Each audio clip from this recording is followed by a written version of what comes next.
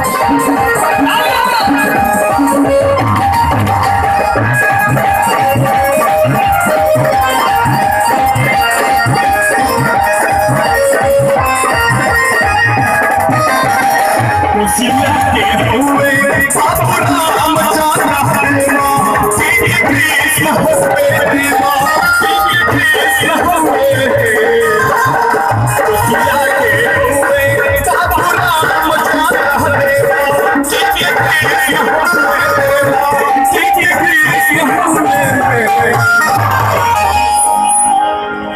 और मैं चाहूंगा भगवान के दरबार में आज भी तमाम भक्तों से मेरा गुजारिश है कि एक बार गणेश भगवान के लिए जोरदार जयकारा हो जाए। प्रेम से बोलिए भगवान गणेश की, साचे दरबार की। भैया जयकारा बोलिए, कुछ लगे से एक बार जोर से जयकारा बोलिए। प्रेम से बोलिए बाबा खुशी सरनाथ की। कौशल्या के हुए बाबू रामचंद्र देवा कृष्ण हुए देवा कृष्ण हुए ललना गौरा जी के बहु ये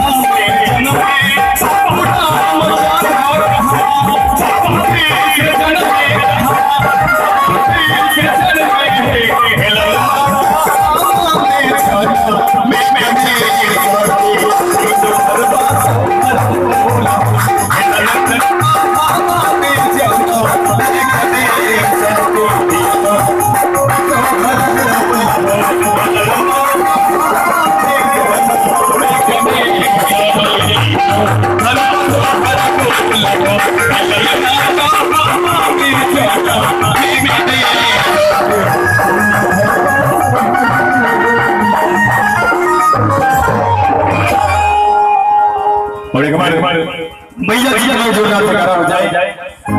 प्रेम से बोलिए साचे दरबार की, शेरा वाली मैया की। आइए मैया जी चरणों में आप तमाम भक्तों के बीच प्यारा सा